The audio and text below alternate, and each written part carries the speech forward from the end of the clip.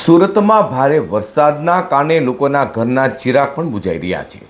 સુરતના સચિન વિસ્તારમાં ભારે વરસાદ વચ્ચે એક દુઃખદ ઘટના બની હતી, જેમાં મહાવીર સોસાયટીના સીઓપીમાં ભરેલા પાણીમાં નાતા બે માસૂમ બાળકો ડૂબી જતા તેમના કરુણ મોત થવા પામ્યા છે. સુરત શહેરમાં સતત વરસી રહેલા ભારે વરસાદ વચ્ચે સચિન વિસ્તારમાં એક અત્યંત દુઃખદ ઘટના બનવા પામી છે.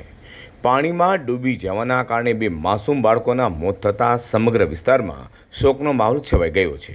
વાત એમ છે કે સચિનના મહાવીર સોસાયટીના સીઓપી વિસ્તારમાં ભારે વરસાદને કારણે મોટા પ્રમાણમાં પાણી ભરાઈ ગયા હતા. વરસાદના પાણી ભરાતા આસપાસના બાળકો ત્યાં નહાવા માટે ગયા હતા. આ દરમિયાન અચાનક જ બે બાળકો ઊંડા પાણીમાં ડૂબી ગયા. ઘટનાની જાણ થતાં જ સ્થાનિક લોકો અને પરિવારજનો તાત્કાલિક બચાવવા માટે દોડી આવ્યા, પરંતુ બંને બાળકોને બચાવી શક્યા નહોતા. આ દુર્ઘટનામાં શ્રેયા આયુષ ઝા અને કૃષ્ણા નામના બે બાળકોના કરુણ મોત થવા પામ્યા છે. એક ક્ષણની પણ બેદરકારીએ બે પરિવારોના ઘરના દીવા હંમેશા માટે બુઝાવી દીધા છે. બાળકોના મોતના સમાચાર મળતા જ પરિવારજનોમાં આક્રંદ મચી ગયો હતો.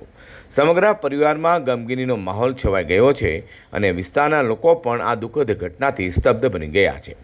સતત વરસી રહેલા ભારે વરસાદ દરમિયાન પાણી ભરેલા વિસ્તારમાં બાળકોને એકલા જવા દેવા અથવા ત્યાં રમવા નહાવા દેવું જીવલેણ સાબિત થઈ શકે છે.